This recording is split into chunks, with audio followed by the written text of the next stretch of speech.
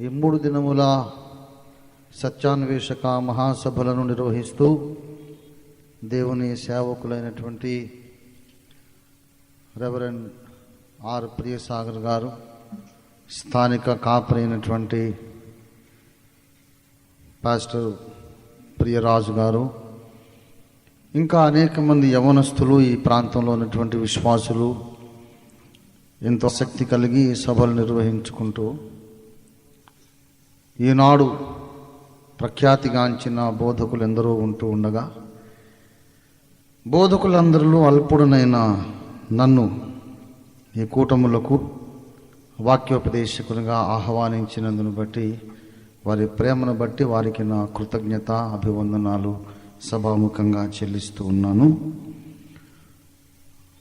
అలాగే నేటి సభకు ముఖ్య అతిథి, సభా ప్రారంభకులైనటువంటి జిల్లా అధికారి గారు రెవరెండ్ క్రిస్టఫర్ గారికి సభాముఖంగా నా గౌరవపూర్వక వందనాలు చెల్లిస్తూ ఉన్నాను.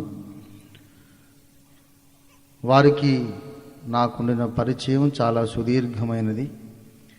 చాలా సంవత్సరాలుగా నేను ఎప్పుడు వారు సెంటనరీ చర్చ్లో సేవ చేసిన సందర్భం నుండి, ఆ రోజుల్లో నుండి కూడా నేను ఎప్పుడు వారి దగ్గరికి వెళ్ళినంతో ప్రేమతో, వారు అభిమానంతో నన్ను ఆహ్వానించి నాకు ఎప్పుడు కూడా కావలసిన సహాయం చేసేవారు. రెవరెండ్ క్రిస్టఫర్ గారు డిఎస్గా ఉన్నటువంటి దినాలలో వారి హయాంలో ఈ సభలు జరపబడడం, నేను ప్రసంగికునిగా రావడం నాకెంతో ధన్యత అని భావించుకుంటూ, వారిని బట్టి వారి ప్రేమ కలిగిన మంచి డైనమిక్ లీడర్షిప్ని బట్టి ప్రభువును స్తుతిస్తూ ఉన్నాను.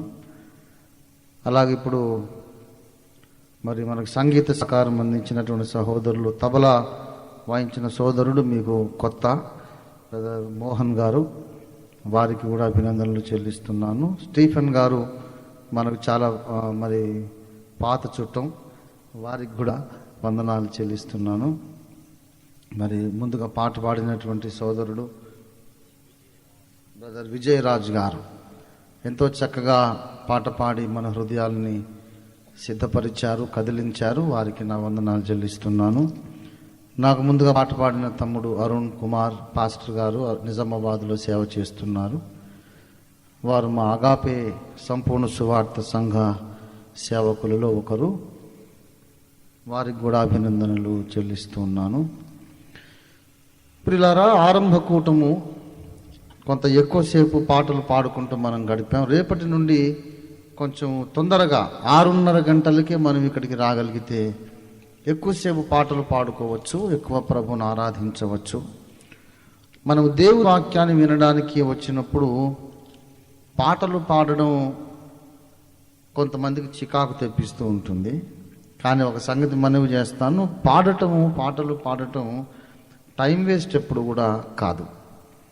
ఎందుకంటే పాటల ద్వారా కూడా ప్రభు మనల్ని సంధిస్తాడు, పాటల ద్వారా ప్రభు మనతో మాట్లాడుతాడు, పాటల ద్వారా మనల్ని ఆయన వాక్యము కొరకు సిద్ధపరుస్తాడు, పాటల ద్వారా మనలో మారు మనస్సు కలిగిస్తాడు. పాటలు విని రక్షణ పొందినటువంటి వారు ఎందరో ఉన్నారు, ఉట్టి పాట విని రక్షింపబడ్డ వాళ్ళు ఎందరో ఉన్నారు. కనుక మరి చక్కని గాయకులను, సంగీత బృందాన్ని మనకు అనుగ్రహించిన ప్రభువును స్తుతిస్తున్నాను. ప్రియులారా, మరి ఈ మధ్య ఎందుకో మరి నన్ను ఎక్కడికి పోయినా చాలామంది హనుమంతుడితో పోలుస్తూ ఉన్నారు. మరి మొత్తం మీద నన్ను అందరూ కలిసి కోతింగ్ చేసేశారు. ఏదేమైనా ప్రియులారా, అందరికంటే అన్ని విధాలుగా కూడా అట్టడుగు స్థాయిలో ఉన్నటువంటి వాడను, బోధకులలో అట్టడుగు స్థాయి వాడను, గాయకులలో నేను మాజీ గాయకుడిని, మాజీ ముఖ్యమంత్రిలాగా.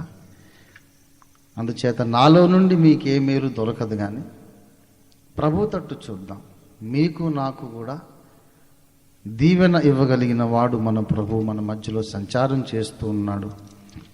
ప్రియసాగర్ గారు మంచి పాట పాడారు. అందరూ కలిసి భజనలు చేయగా ఎందుకు రాడే మన ప్రభు అని.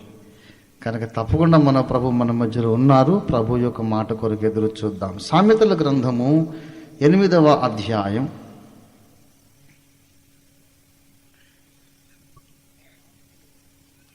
సామెతల గ్రంథం 8వ అధ్యాయం 17వ వచనం నేను చదువుతున్నాను, దయచేసి చిత్తగించండి.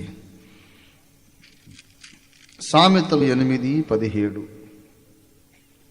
నన్ను ప్రేమించు వారిని నేను ప్రేమించుచున్నాను, నన్ను జాగ్రత్తగా వెదుకువారు నన్ను కనుగొందురు. నన్ను ప్రేమించు వారిని నేను ప్రేమించుచున్నాను, నన్ను జాగ్రత్తగా వెదుకువారు నన్ను కనుగొందురు. చిన్న మాట మనం ప్రార్థన చేసుకుందాం. ప్రేమ కలిగిన మా మహాపరిశుద్ధ పరమ తండ్రి, ఈ చల్లపూటను ఆహ్లాదకరమైన వేసవికాలపు సాయం వేళ మా ప్రభువా, మాకు యొక్క విశాలమైన ఆరు బయటి స్థలంలో మా ప్రభువా, ఈ పొలాల మధ్యలో ఈ చక్కని సన్నివేశమును సమావేశమును ఏర్పాటు చేసి మాకు అనుగ్రహించినందుకు నీకు వందనాలు చెల్లిస్తున్నాం. ఈ సభలు నిర్వహించాలని యవనస్తులలో మీ దాసులలో పుట్టిన తలంపు మీరు పుట్టించినదే నాయన, నీకు వందనాలు. సభలు నిర్వహించాలని తలంపు కలిగించావు, నిర్వహించడానికి అనుకూలింపజేశావు నాయన, నీకు వందనాలు. ఈ మంచి వాతావరణం కొరకు నీకు వందనాలు. ఇలాగూ బహిరంగ సభలు జరుపుకోవడానికి మా ప్రియతమ భారతదేశంలో, మా మాతృదేశంలో ఉన్న రాజ్యాంగపరమైన మత స్వేచ్ఛ కొరకు నీకు వందనాలు. మా దేశ ప్రజల్లో ఉన్నటువంటి పరమత సహనము కొరకు నీకు వందనాలు. ఏ మతము వారు సభలు సమావేశాలు జరుపుకున్నా సహించే మనస్తత్వం భారతీయుల్లో, అన్ని మతాల వారిలో మీరు ఉంచారు గనక నీకు వందనాలు. మా భారతదేశమును ఇంకనూ మీరు ఆశీర్వదించమని వేడుకుంటున్నాము తండ్రి. మా అందరి హృదయాలు ఇంకనూ మీరు విశాలపరచండి. ఈ సభ జరగడానికి సహకరించినటువంటి ప్రభుత్వ అధికారులను దీవించండి, గ్రామ ప్రజలను ఆశీర్వదించండి. ఈ ప్రాంతములో ఉన్నటువంటి అన్ని కులముల, అన్ని మతముల ప్రజలను ఆశీర్వదించండి ప్రభువా, నీకు వందనాలు. ఈ సభా ప్రాంగణము చుట్టూరా విశ్వాసము ద్వారా మీ పరిశుద్ధ శిలువ రక్తము మేము కంచెగా ప్రోక్షణ చేసుకుంటున్నాము ప్రభువా, నీకు వందనాలు. ఈ గ్రౌండ్ అంతట్లో మీరు దిగి వచ్చి సంచరించండి, మాతో మాట్లాడండి ప్రభువా. ఇంతసేపు మా నోటి స్తుతి ఆరాధన ద్వారా, జిహ్వా ఫలము ద్వారా, పాటల ద్వారా, మా కానుకల ద్వారా మేము అర్పించిన ఆరాధన మీరు అంగీకరించినందుకై నీకు వందనాలు చెల్లిస్తున్నాం. చదవబడిన వాక్యము కొరకు నీకు వందనాలు ప్రభువా. వాక్యమును మీరు ఆశీర్వదించి విరిచి మాకు పంచిపెట్టండి. మా కన్నులు తెరవండి తండ్రి, మీ వాక్యములో దాగిన నిగూఢ సత్యాలు మా ఆత్మీయ క్షేమాభివృద్ధి కొరకు మేము చూచినట్టు మా కళ్ళు తెరవండి. మీరు మాట్లాడుచుండగా వినగలిగే చెవి, ఏకాగ్రత, శ్రద్ధ మాకు దయచేయమని వేడుకుంటున్నాం. గ్రహించే జ్ఞానం ఇవ్వండి నాయన, లోబడడానికి మా హృదయంలో విధేయత, సున్నతి కలిగించండి. ఈ సమయంలో ప్రభా, ఇక్కడికి వచ్చిన వారిలో రోగులుగా వచ్చిన వారిని స్వస్థపరిచి తీసుకువెళ్ళండి. మారు మనసు లేని వారిని, రక్షణ లేని వారిని రక్షించి తీసుకుని వెళ్ళండి. రక్షింపబడి కృంగిపోయిన వారిని లేవనెత్తి ధైర్యపరిచి ఉద్ధరించి ఉజ్జీవింపజేసి తీసుకువెళ్ళండి. అందరిలోనూ అవసరమైన నీ పరిశుద్ధాత్మ కార్యమును జరిగించడానికి పరమ తండ్రి, ఉరుముదాగు చోట నుండి, కెరూబుల మధ్యలో నుండి, మీ సింహాసన మధ్యములో నుండి మీ స్వరమును నీ వాక్యమును పంపించమని యేసునామమున వేడుచున్నాము తండ్రి. ఆమేన్, ఆమేన్, ఆమేన్. ప్రభునందు నాకు అత్యంత ప్రియులారా,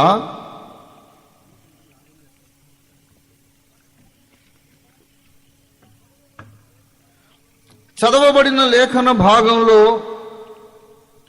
ఒకానొక ప్రముఖ వ్యక్తి మాట్లాడుతూ ఉన్నాడు. ఈ వ్యక్తి మాట్లాడుతున్నది ఏమిటి అంటే, మీరు నన్ను వెదికేటప్పుడు మీకు జాగ్రత్త అవసరం. నన్ను జాగ్రత్తగా వెదకిన ఎడల మీరు నన్ను కనుగొందురు.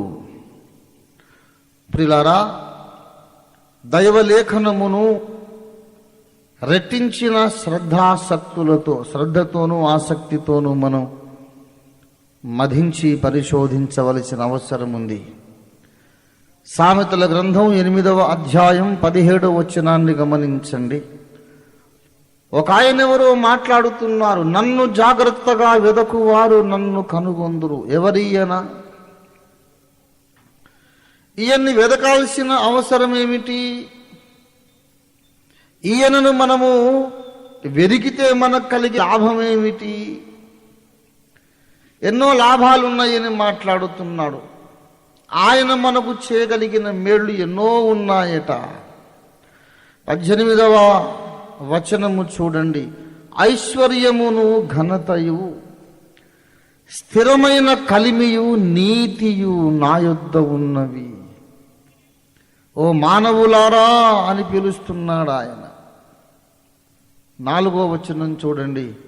మానవులారా అని పిలిచాడు. అంటే ఈయన మానవుడు కాదు, మానవాతీతుడైన ఒక వ్యక్తి మాట్లాడుతున్నాడు. మానవుడైతే ఆ మాట అనడు. మానవులారా అంటే ఈ మానవ జాతికి చెందనివాడు, మానవ జాతి మించినవాడు, మానవ జాతి కంటే అన్ని విషయాల్లో అధికుడైన వాడు మాట్లాడుతున్నాడు.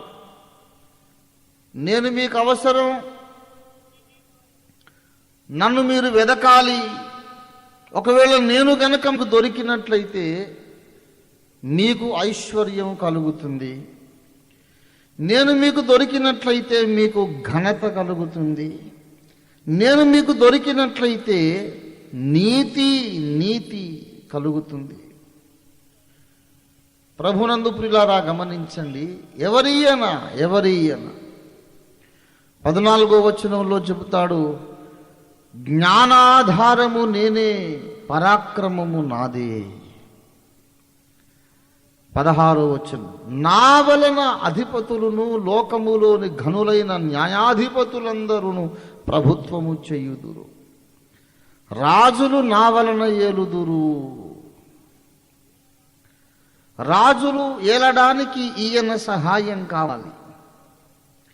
ఈ ప్రపంచంలో ఎవరికైనా జ్ఞానం ఉన్నది అంటే ఈయన వలనే కలిగిందట. ఈ రోజుల్లో జ్ఞానము అనేది చాలా అభివృద్ధి చెందింది. సైన్స్ అభివృద్ధి చెందింది. టెక్నాలజీ, సాంకేతిక పరిజ్ఞానం అభివృద్ధి చెందింది. మనుష్యుడు అంతరిక్షంలోనికి ప్రయాణిస్తూ ఉన్నాడు. ఇతర గ్రహాల మీద ప్రాణికోటి ఉన్నదేమోనని పరిశోధించడానికి వాహనాలు పంపిస్తున్నాడు. చంద్రమండలం మీద కాలనీలు కట్టడానికని అక్కడ ప్లాట్లు, రియల్ ఎస్టేట్ బిజినెస్ ఇప్పుడే చేస్తున్నారండి. హైదరాబాద్ నుండి అటు చౌటుప్పల్ వరకు, ఇటు సంగారెడ్డి వరకు, ఇటు తాళూరు వరకు మొత్తం అన్నీ టౌన్షిప్లే. హైదరాబాద్ నుండి ఎటు 50 కిలోమీటర్లు, 100 కిలోమీటర్ల వరకు అన్ని టౌన్షిప్లే. ఈ భూమి మీద ఇళ్ళు కట్టుకోవాలి, ఏదో సొంత ఇల్లు ఉండాలని తపన ఎక్కువైపోయింది. బంగారం ఉన్నా ఇప్పుడు బంగారం కాదు, అసలు భూమే బంగారం. భూమి యొక్క విలువ పెరిగిపోతుంది. ఎందుకంటే సొంత ఇల్లు ఉండాలి అనే ఆశ వలన.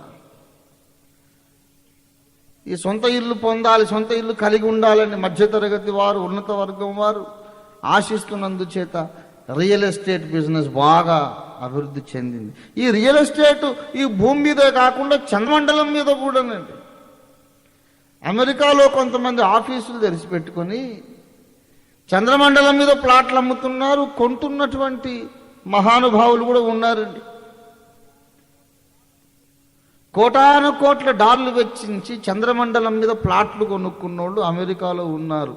వీడక్కడికి వెళ్ళేది ఎప్పుడో, ఇళ్ళు కట్టేది ఎప్పుడో, ఆ లోపల వీడు బతుకుంటాడో పోతాడో తెలియదు. ఆ లోపు యేసు ప్రభు వచ్చేస్తాడో ఒక మునిగిపోతుందో తెలియదు. కానీ సైన్స్ ఎంత డెవలప్ అయిందో చూడండి. శాస్త్రీయ విజ్ఞానము, సాంకేతిక పరిజ్ఞానం ఎంత అభివృద్ధి చెందిందంటే మనుషుడు నమ్ముతున్నాడు. చంద్రమండలం మీద వాతావరణం లేదు, పీల్చడానికి గాలి లేదు. అయితే గాలిని కూడా అక్కడ సృష్టించగలమని సైంటిస్టులు ఇప్పుడు నమ్ముతున్నారు. చంద్రమండలం మీద అట్మాస్ఫియర్ అనే దాన్ని, వాతావరణాన్ని సృష్టించి మనుషులు బ్రతికేటట్లు అనువుగా చేసి అక్కడ ఇండ్లు కట్టి మనుషులు అక్కడ నివసించవచ్చు. ఒకవేళ అణుయుద్ధమే జరిగితే, న్యూక్లియర్ వార్, అణుబాంబులు వేసుకుని యుద్ధమే గనక జరిగితే భూమి అంతా బొగ్గిపోతుంది. భూమి మీద నివాసులుగా మనుషులు నివసించడానికి అవకాశం ఉండదు. అందుచేత ఒకవేళ మళ్ళీ 3వ ప్రపంచ యుద్ధమే గనక వస్తే మనం తప్పించుకుపోయి అక్కడ దాక్కుందామని కొంతమంది ప్రపంచ కోటీశ్వరులు అక్కడ ప్లాట్లు కొనుక్కొని రెడీగా ఉన్నారు. ఇదివరకే 2 ప్రపంచ యుద్ధాలు జరిగినాయి. 2వ ప్రపంచ యుద్ధంలో అమెరికా దేశము జపాన్ మీద ఆటం బాంబు వేశారు. హిరోషిమా, నాగసాకి అనే 2 పట్టణాలు నేలమట్టం అయిపోయినాయి. అక్కడ ఈనాటికి వికలాంగులు పుడుతున్నారు 50 ఏళ్ళు అయిన తర్వాత. ఒకసారి అణుబాంబు వేస్తే 50 సంవత్సరాలు అయిన తర్వాత కూడా అక్కడ గాలి విషం, నీరు విషం, భూమి విషం, పంట విషం, అంత నాశనం అయిపోయింది. 2 మహానగరాలు నేలమట్టం అయిపోయిన ఒకే ఒక్క అణుబాంబుకు. ఇప్పుడు అందరి దగ్గర ఆటం బాంబులు ఉన్నాయి. జపాన్ దగ్గర ఉన్నాయి, అమెరికా దగ్గర ఉన్నాయి, రష్యా దగ్గర ఉన్నాయి, ఫ్రాన్స్ దగ్గర ఉన్నాయి, జర్మనీ దగ్గర ఉన్నాయి, ఇంకా కొంతమంది చెప్పుకోవట్లేదు, ఇజ్రాయెల్ దగ్గర ఉన్నాయి, అన్ని దేశాల దగ్గర ఉన్నాయి. ఒక్క ఆటం బాంబుకి అంత నాశనం అయితే ఇన్ని దేశాలు కలిసి తమ బాంబులన్నీ ఉపయోగిస్తే ఈ భూమి మీద ఎవడు బతుకుంటాడు? గనక మనం చంద్రమండలం మీద బతకాలని కోటీశ్వరులు కొంతమంది ప్లాన్ వేశారు. అప్పటికి ఎంత ఆశ్చర్యమో చూడండి. ఎన్ని కోట్లు అవుతుంది, ఎంత సేపు పడుతుంది, ఎలాగా అంతరిక్షంలో రేడియేషను, ఈ ప్రమాదాలన్నీ ఉన్నప్పటికీ మేము ఒకనాటికి అక్కడ జీవించగలం అని నమ్మడానికి కారణం ఏమిటంటే, ఒకప్పుడు కలలో కూడా జరగదు అనుకున్న సంభవాలు ఎన్నో ఈనాటి సైన్స్ ద్వారా మనుషుడు చేస్తూ ఉన్నాడు. సైన్స్ బాగా అభివృద్ధి చెందింది, జ్ఞానము పెరిగిపోయింది. మనుషుడు అనుకుంటున్నాడు, నాకింత జ్ఞానం ఉన్నది కనుక నేనే దేవుణ్ణి, నాకింత జ్ఞానం వచ్చేసింది కనుక ఇక దేవుడు లేడు, నాకింత జ్ఞానం వచ్చింది కనుక నేనే సర్వాధికారిని అనుకుంటున్నాడు. ఈ సామెతలు 8వ అధ్యాయంలో ఒక ఆయన మాట్లాడుతున్నాడు, జ్ఞానము ఉన్నదని అతిశయించవద్దు మనుషులారా, జ్ఞానాధారము నేనే, జ్ఞానాధారము నేనే. ఏ సైంటిస్టు కన్నా జ్ఞానం ఉన్నది అంటే అది నా వలన కలిగినది. ఆల్బర్ట్ ఐన్స్టీన్ కానివ్వండి, ఐజాక్ న్యూటన్ కానివ్వండి, గెలీలియో కానివ్వండి, కోపర్నికస్ కానివ్వండి, ఎవరైనా కానివ్వండి, జ్ఞాని అన్నవాడుంటే ఆ జ్ఞానము నాలో నుండి కలిగినది. ఎవరైనా ఏదైనా కనిపెట్టాడు అంటే, ఈ మైక్ ఒకటి కనుక్కున్నాడు, ఎలక్ట్రిక్ బల్బ్ ఒకటి కనిపెట్టాడు,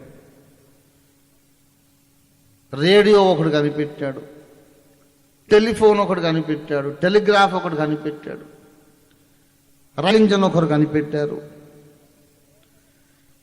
మనుషులకు ప్రయోజనకరమైన ఉపకరణాలు ఎన్నిటినో సైంటిస్టులు కనిపెట్టారు.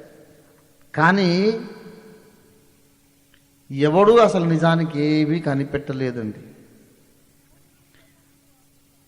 ఈ భూమి మీద నుండి కాకుండా అంతరిక్షము నుండి వాళ్ళకి ఏదో ఒక రేడియో సిగ్నల్ అందింది. అంతరిక్షము నుండి ఏదో ఒక సిగ్నల్ అందిందండి. వాడు ఏదో కూర్చొని ఆలోచించుకుంటున్నాడు, ఎక్కడి నుంచో వచ్చింది వాడు బుర్రకాయలో ఒక తలంపు. ఆ తలంపు రాగానే ఓహో నేను కనిపెట్టేసాను అనుకుంటున్నాడు. యోహాను సువార్త 1వ అధ్యాయము గమనించండి దయచేసి. యోహాను సువార్త 1వ అధ్యాయము 9వ వచనం. నిజమైన వెలుగు ఉండెను, నిజమైన వెలుగు ఉండెను, అది లోకములోనికి వచ్చుచు ప్రతి మనుష్యుని వెలిగించుచున్నది. నిజమైన వెలుగు ఒకటి ఉండెను, అది లోకములోనికి వచ్చుచు. అంటే ఈ లోకంలో ఉన్నది కాదు, అది లోకానికి బయట ఉంది, అప్పుడప్పుడు వచ్చిపోతా ఉందిట. ఈ లోకంలో ఉన్న వెలుగు కాదండి, అంతరిక్షంలో ఎక్కడో ఒక వెలుగు ఉన్నది. అది అప్పుడప్పుడు చుట్టం చూపుగా ఈ భూమి మీదకి వచ్చి పోతూ ఉంటుంది, వస్తూ ఉంటుంది, వెళుతూ ఉంటుంది, చుట్టం చూపుగా. అది వచ్చినప్పుడు ఎవడి బుర్రకో తాకుతుంది ఒక ఐడియా. అరే నాకు భలే ఐడియా వచ్చింది అనుకుంటాడు వాడు, నేను కనిపెట్టేశాను అంటాడు. వీడెవడు కనిపెట్టింది ఏమి లేదండి. ఎవరైనా ఒక ప్రయోజనకరమైనది కనిపెట్టాడంటే అంతరిక్షము నుండి ఒక వెలుగు ఈ సైంటిస్ట్ గారి బుర్రకాయలోకి వచ్చిందన్నమాట. ఆర్కిమెడీస్ అనే శాస్త్రవేత్త, భౌతిక శాస్త్రవేత్త, ఫిజిక్స్లో ఆయన పెద్ద ప్రొఫెసరు, సైంటిస్టు. ఆయన ఆలోచిస్తున్నాడంట, చాలా రోజులుగా ఒక సూత్రం ఆయనకు తట్టలేదు. ఇది ఏమై ఉండవచ్చు, ఎందుకు ఇలా జరుగుతోంది, దీన్ని ఎలా వివరించాలి, ఎలా నిర్వచించాలి అని ఆలోచించాడు. భోజనం చేస్తూ ఆలోచించాడు, పడుకున్నప్పుడు ఆలోచించాడు, వాకింగ్ చేస్తూ ఆలోచించాడు, స్నానం చేస్తూ ఆలోచిస్తున్నాడు. కొన్ని రోజులు గడిచిపోయినాయి, బుర్రకాయకి ఏం తట్టట్లేదు. కొన్ని రోజులు గడిచిపోయినాయి. ఏంటబ్బా ఈ రహస్యం? ఒక రహస్యం అందట్లేదు ఆయనకి. ఒకసారి అన్నం తింటూ ఆలోచించాడు, పడుకున్నాడు, లేచాడు, స్నానం చేశాడు, స్నానం చేస్తూ వీపు తోముకుంటూ ఆలోచించాడు. ఉన్నట్టుండి బుర్రలో తళుక్కున మెరుపుని వెలిసి, అరే ఇదన్నమాట పాయింట్ అనుకున్నాడు. సంతోషం అనిపించింది. ఇంతకాలం తట్టలేదు, నాకు సడన్గా తట్టిందే ఈ పాయింట్, భలేగా అర్థమైపోయిందని సంతోషపడి స్నానాల గదిలో ఉన్నవాడు ఆదాములాగా వాడు ఒట్టి బర్త్డే డ్రెస్లో బట్టలు వేసుకోవాలని కూడా మర్చిపోయి రోడ్డు మీదకి వచ్చేసి యురేకా అంటే జయం వచ్చేసింది, విక్టరీ అని అరుస్తూ రోడ్డు మీద కొన్ని ఫర్లాంగులు పరిగెత్తాడు. ఇదేంటి సైంటిస్ట్ గారు ఈ అవతారం ఎత్తాడు? ఆయన అందరూ ఎవరో ఒకరు గుర్తుపట్టిన వాళ్ళు ఆయన దగ్గరికి వెళ్ళి, ఇది పద్ధతిగా లేదు బాబు అని చెప్పి మళ్ళీ ఇంట్లోకి తీసుకెళ్ళి దుప్పటి కప్పి మళ్ళీ మర్యాద చేశారు. అదే సంగతి.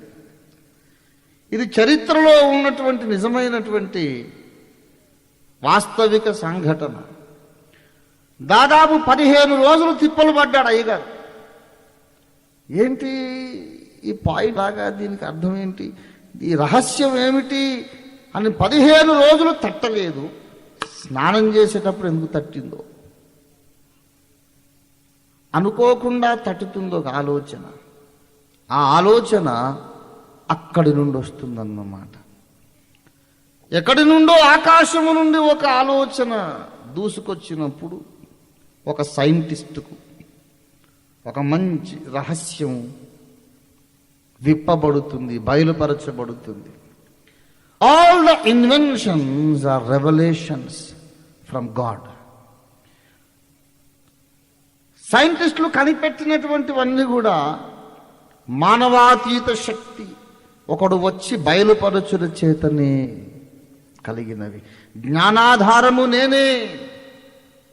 సామెతలు 8లో ఒక ఆయన మాట్లాడుతున్నాడు, శాస్త్రవేత్తలకు జ్ఞానం ఇచ్చిన వాడను నేనే, శాస్త్రవేత్తలకు జ్ఞానం ఇచ్చిన వాడను నేనే, పండితులకు పాండిత్యం ఇచ్చిన వాడను నేనే, వీరులకు శూరులకు పరాక్రమము దయచేసిన వాడను నేనే, ఐశ్వర్యము నా వలన కలుగును, స్థిరమై కలిమి నా వలన కలుగును, నీతి నా వలన కలుగును.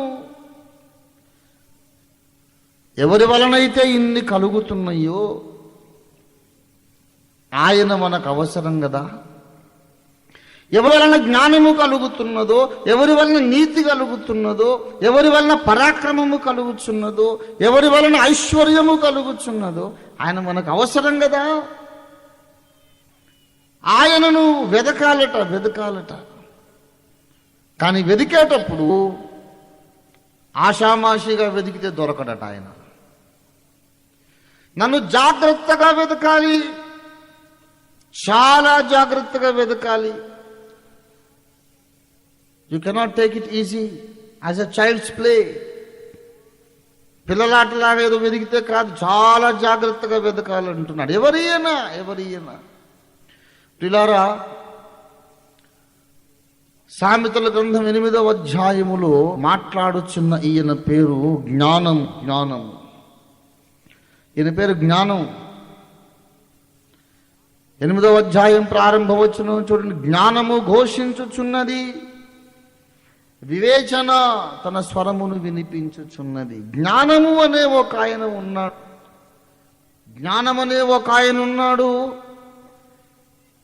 ఆయనను మనం వెదకాలట. ఈ జ్ఞానము ఎవరయ్యా అని మనం ఆలోచిస్తే, సామెతల గ్రంథం 8వ అధ్యాయం దయచేసి గమనించండి. 22వ వచనంలో, పూర్వకాలమందు తన సృష్టి ఆరంభమున తన కార్యములలో ప్రథమమైన దానినిగా యెహోవా నన్ను కలుగజేసెను. ప్రిలారా, ప్రసంగపు లోతుపాతులలోనికి మన యాత్ర ప్రారంభమైనది. కొంచెం జాగ్రత్తగా వినండి దయచేసి. దేవుడు నన్ను కలుగజేసెను, యెహోవా నన్ను కలుగజేసెను అంటున్నాడు ఈయన. పూర్వకాలమందు సృష్టి ఆరంభమున తన కార్యములలో మొట్టమొదటి దానిగా యెహోవా నన్ను కలుగజేసెను. 26వ వచనంలో, భూమిని దాని మైదానములను ఆయన చేయకముందు, నేల మట్టిని రవ్వంతయు సృష్టింపక మునుపు నేను పుట్టి తిని అంటున్నాడు. అంటే ఈయనకు పుట్టుక రోజు ఉంది ఒకటి, ఈయన పుట్టిన రోజు ఒకటి ఉంది. ఈయనను కన్నాడు. యెహోవా నన్ను కనెను. ఎవరు కన్నారు అంటే దేవుడు నన్ను కన్నాడు అంటున్నాడు. దేవుడు నన్ను పుట్టించాడు. ప్రభునందు ప్రియులారా, మొట్టమొదట నేను పుట్టాను, మొట్టమొదట నేను కలిగించబడ్డాను అని చెబుతున్నాడు ఆయన. యోబు గ్రంథము 15వ అధ్యాయము 7వ వచనము చూడండి. తేమానీయుడని ఎలీఫజు ఈలాగున ప్రత్యుత్తరం ఇచ్చెను. ఓ యోబు, 7వ వచనం చూడండి. యోబు, మొదట పుట్టిన పురుషుడవు నీవేనా? నీవు పర్వతములకు ముందుగా పుట్టి ఉన్నవాడవా? యోబు, అన్నీ నీకే తెలిసినట్టు మాట్లాడుతున్నావు. మొత్తం జ్ఞానమంతా నీకే ఉన్నట్టు మాట్లాడుతున్నావు యోబు. మొదట పుట్టిన పురుషుడవు నీవేనా? పర్వతములు పుట్టకమును నీవు పుట్టి ఉన్నవాడవా అని యోబును అడుగుతున్నాడు. పర్వతాల కంటే ముందు పుట్టావా? మొదట పుట్టిన పురుషుడివా? అదే మాట, ఇదిగో నేనయ్యా అలా పుట్టినవాడిని నేనని సామెతల గ్రంథం 8లో చెబుతున్నాడు. దయచేసి చూడండి 25వ వచనం. పర్వతములు స్థాపింపబడక మునుపు, కొండలు పుట్టక మునుపు నేను పుట్టి తిని. మొదట పుట్టిన పురుషుడు. పుట్టుట అంటే సంస్కృతంలో సంభవించుట. సంభవము అంటే పుట్టుక. మొట్టమొదట పుట్టినవాడు అంటే ఆది సంభూతుడు.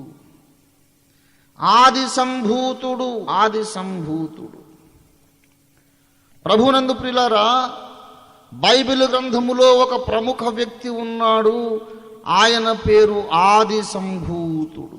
హెబ్రీ పత్రిక దయచేసి మొట్టమొదటి అధ్యాయం 6వ వచనము చూడండి. హెబ్రీ పత్రిక 1:6. మరియు ఆయన భూలోకమునకు ఆది సంభూతుని మరలా రప్పించినప్పుడు. Or in the theological realm or world, is this person the firstborn? మొట్టమొదట పుట్టినవాడు. ఆదాము లేకముందు, భూమి లేకముందు, పంచభూతాలు సృజింపబడకముందు, ఆకాశము, భూమి, పరలోకం ఏదీ లేకముందు, దేవదూతలు, కెరూబులు, సెరాఫులు ఎవరూ లేకముందు ప్రప్రథమముగా పుట్టినవాడు. హెబ్రీ పత్రిక 1వ అధ్యాయం 5వ వచనం చూడండి. దేవుడు అంటున్నాడు, నీవు నా కుమారుడవు, నేడు నేను నిన్ను కని ఉన్నాను. నేను పుట్టాను అన్నాడు ఆయన, నేను కన్నాను అన్నాడు ఈయన. ఈ కన్నాను అన్నవాడు తండ్రి అయిన దేవుడు, పుట్టాను అన్నవాడు కుమారుడైన దేవుడు. త్రిత్వం అనేది బైబిల్లో ఎక్కడుందయ్యా అని ప్రశ్నిస్తున్నారు ఈనాడు కొందరు గుడ్డివాళ్ళు. త్రిత్వం బైబిల్లో ఎక్కడుంది అట. మరి త్రిత్వం లేకపోతే ఇంకేముందో బైబిల్? బాబు, ఆదికాండం నుండి ప్రకటన దాకా ప్రతి వచనంలో బైబిల్లో ఉన్నది త్రిత్వమే. నీవు నా కుమారుడవు, నేడు నిన్ను కని ఉన్నాను. ఆయన నన్ను కన్నాడు, నేను పుట్టి తిని. ఎప్పుడు ఎప్పుడు ఎప్పుడు? కొండలు పుట్టకముందు, భూమిని స్థాపించకముందు, నేలమంటిని రవ్వంతయో ఆయన సృష్టింపకముందు నేను పుట్టి తిని. మొదట పుట్టిన పురుషుడు ఒకడు ఉన్నాడు. యోబుని అడుగుతున్నాడు ఎలీఫజు, ఏమయ్యా పెద్ద జ్ఞానమంతా నీకు ఒక్కడికే ఉన్నట్టు మాట్లాడుతున్నావు, మొదట పుట్టిన పురుషుడవు నీవేనా? అంటే నీవేమన్నా ఆది సంభూతుడవా అని ఎద్దేవా చేస్తున్నాడు అన్నమాట. గేలి చేస్తున్నాడు ఎలీఫజు. ఏమయ్యా ఆది సంభూతుడవా నువ్వని? ఆది సంభూతుడొకడున్నాడు. ప్రభునందు ప్రియులారా, మన భారతీయ పురాణాలలో కూడా ఆది సంభూతుడొకడున్నాడు. భారతీయ పురాణాలలో ఆది సంభూతుడొకడున్నాడు. మన్యు సూక్తము, భూసూక్తము, శ్రీ సూక్తము అని 5 సూక్తాలు, పంచ సూక్తాలు ఉన్నాయి. క్రీస్తుకు పూర్వం 1000 సంవత్సరాల క్రితం రాయబడిన భారతీయ సనాతన పవిత్ర గ్రంథాలవి. అందులో పురుష సూక్తము, నారాయణ సూక్తం ఇవి ఉన్నాయి. పురుష సూక్తములో ఒక ఆయన ఉన్నాడు, ఆయన పేరు ఆది సంభూతుడు. బైబిల్లో ఆది సంభూతుడున్నాడు, పురుష సూక్తములో ఆది సంభూతుడున్నాడు. పురుష సూక్తములో ఆది సంభూతుడు అంటే ఎవరో తెలుసా? సృష్టికర్త. ఆది సంభూతుడు అనే నామము, బిరుదము ఎవరికి పెట్టబడిందంటే సృష్టికర్తకు పెట్టబడింది.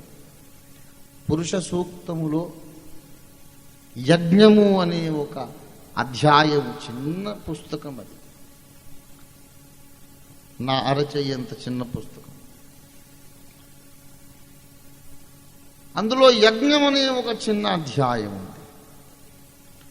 అందులో చెబుతాడన్నమాట, దేవతలు ప్రప్రథమముగా ఆది సంభూతుని కలుగజేశారు. కలుగజేసి ఆది సంభూతునికి ఆదేశాలు ఇచ్చారట. పంచభూతములతో కూడిన ప్రపంచాన్ని నీవు సృజించుము అని ఆది సంభూతునికి దేవతలు చెప్పారట. చెబితే ఆ దేవతలు చెప్పగా ఈ ఆది సంభూతుడు ఏం చేశాడట అంటే, నేను సృజించబోతున్న ప్రపంచాలలో ఎన్నో అక్రమాలు జరగబోతున్నాయి, ముందు జాగ్రత్తగా ఒక యజ్ఞాన్ని బలి జరిగించి నేను పని మొదలు పెడితే బాగుండును అనుకున్నాడట. మరి యజ్ఞం చేయడానికి ఎక్కడి నుంచి వస్తుంది పశువు? ఇంకా సృష్టి ప్రారంభం కాలేదు, ఇంకా సృష్టి జరగలేదు. కాబట్టి ఒక మేక కానీ కోడి దూడ కానీ దొరకలేదు అతనికి. అప్పుడు ఆది సంభూతుడు ఏమనుకున్నాడంటే, యజ్ఞము జరుగుట తథ్యము, అవసరము, అవశ్యము. చుట్టూ ఏది జంతువు లేదు, సృష్టి ఇంకా జరగలేదు గనుక నన్ను నేనే బలి చేసుకుంటానని ఆది సంభూతుడు ఖడ్గం తీసుకొని తన్ను తానే నరుక్కున్నాడట. అయితే దేవుడు గనుక తిరిగి ఆయన పునరుద్ధానుడై అప్పుడు ఈ భూమిని ఆకాశమును సకల లోకాలను సృజించాడట. ఈ కథ చెప్పింది పురుష సూక్తమనే సనాతన గ్రంథం. భూమికి పునాది వేయక మునుపే, భూమికి పునాది వేయక మునుపు వధింపబడిన గొర్రె పిల్ల, జగత్ పునాది మొదలుకొని ప్రకటన గ్రంథము 13వ అధ్యాయం 8వ వచనము చూడండి. 13:8 భూనివాసులందరూ, భూనివాసులలో గొర్రె పిల్ల యొక్క జీవ గ్రంథమందు ఎవరి పేరు వ్రాయబడలేదో వారు, ఏ గొర్రె పిల్ల? జగదుత్పత్తి మొదలుకొని వధింపబడి ఉన్న గొర్రె పిల్ల యొక్క జీవ గ్రంథమందు ఎవరి పేరు వ్రాయబడలేదో వారు ఆ క్రూర మృగమునకు నమస్కారము చేసిరి. ప్రియులారా, ఎవరైనా భూమికి పునాది వేయక మునిపే బలి అయినాడట. ఇదంతా యాదృచ్ఛికమా? అనుకోకుండా రాయబడిందా? బైబిల్ వ్రాయబడింది ఎక్కడో ఇస్రాయేల్ దేశంలో, మధ్యప్రాచ్యంలో ఎక్కడో. పురుష సూక్తం వ్రాయబడిందేమో మన భారతదేశంలో. కానీ బైబిల్లో యూదా దేశపు పవిత్ర గ్రంథంలో ఆది సంభూతుడు ఉన్నాడు, మన దేశ గ్రంథంలో ఆది సంభూతుడు ఉన్నాడు. అక్కడ ఆది సంభూతుడు సృష్టికర్త, ఇక్కడ మన దేశంలో ఆది సంభూతుడు సృష్టికర్త. ఆ యూదా మత గ్రంథంలో ఉన్నటువంటి ఆది సంభూతుడు సృష్టి ఆరంభమునకు ముందు వధింపబడినవాడు. మన దేశంలో ఉన్న ఆది సంభూతుడు కూడా సృష్టి ఆరంభమునకు ముందే వధింపబడినవాడు. ఆది సంభూతుడు ద మోస్ట్ ఇంపార్టెంట్ క్యారెక్టర్. దేవుని సృష్టిలో ఆయనే మొదలు. స్తోత్రించెదను యేసు దేవుడా అనే పాటలో ఐపీసీలో జక్కయ్య గారు రాశారు ఆ పాట. ఆ పాటలో ఈ వర్ణన ఉంది. స్తోత్రించెదను స్తోత్రించెదను యేసు దేవుడా, స్తోత్రించెదము స్తోత్రించెదము యేసు దేవుడా, మా జీవానాథ ప్రేమానాథ స్తోత్రించెదము, మా జీవానాథ ప్రేమానాథ స్తోత్రించెదము. ఆమీన్ అను వాడా నమ్మకమైన నాథుడా, ఆమీన్ అను వాడా నమ్మకమైన నాథుడా, సత్య సాక్షి దేవుని సృష్టికి ఆదియు నీవేగా, సత్య సాక్షి దేవుని సృష్టికి ఆదియు నీవేగా, స్తోత్రించెదము స్తోత్రించెదము యేసు దేవుడా, మా జీవానాథ ప్రేమానాథ స్తోత్రించెదము, మా జీవానాథ ప్రేమానాథ స్తోత్రించెదము. ఆమేన్ అనువాడా దేవుని సృష్టికి ఆదియు నీవేగా, the beginning of God's creation. అక్కడే యెహోవా సాక్షుల గొడవ వచ్చి పడింది.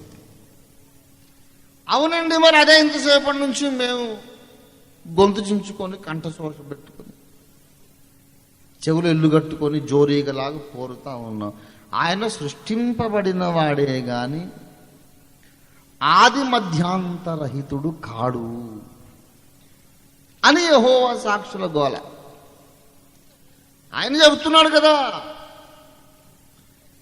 నేను పుట్టి తిని నేను పుట్టి తిని నేను పుట్టి తిని. అరే పుట్టి తిని అంటుంటే అతడు దేవుడు ఎలాగవుతాడండి? దేవుడు సృజించిన దేవదూతలందరిలోనూ అగ్రజుడు, పెద్దన్నయ్య, జ్యేష్ఠుడు.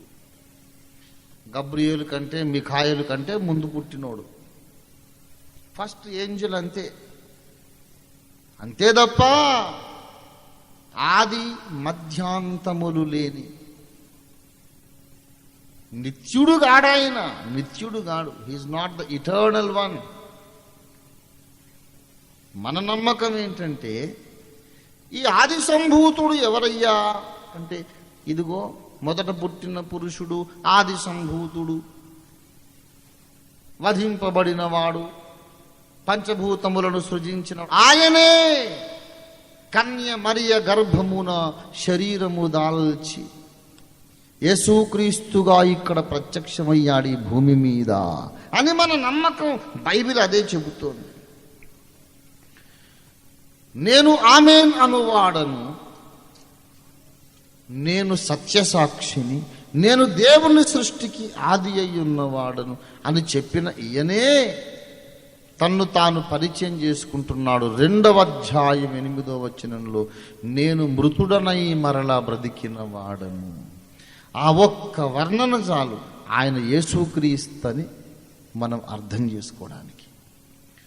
దేవతలు అనబడిన వారు, ప్రభువులు అనబడిన వారు, అవతారములని అనబడిన వారు ఎందరో ఉన్నారు కానీ ఈ వర్ణన ఎవ్వరికీ సరిపోదు. ఇంతమంది ఆరాధింపబడుచున్న వ్యక్తులలో మృతుడై బ్రతికిన వాడు ఒక్కడు కూడా లేడు. ఎవరి ఆది సంభూతుడు? మృత్యుంజయుడు, మరణించి మరల లేచిన వాడు. ఎవరాయన? మరియ కుమారుడు, కన్యకుమారుడు, నజరేయుడు, శిలువ మీద వ్రేలాడి మరణించి 3వ నాడు లేచిన యేసుక్రీస్తు. ఆయనను మనం ఆరాధిస్తున్నాం. ఎవరియనా? ఆది సంభూతుడు, మొదట పుట్టిన పురుషుడు. బాబు, మీరు ఏం మాట్లాడుతున్నారో మీకేమైనా అర్థమవుతుందా అంటూ మధ్యలో జ్వరబడతాడు యెహోవా సాక్షి. ఏమంటాడంటే, నేను పుట్టి తిని అంటున్నాడు ఆయన, నేను కంటిని అంటున్నాడు యెహోవా దేవుడు. గనక ఈయన జన్మకు, ఈయన జీవితానికి ఆరంభం ఉన్నది.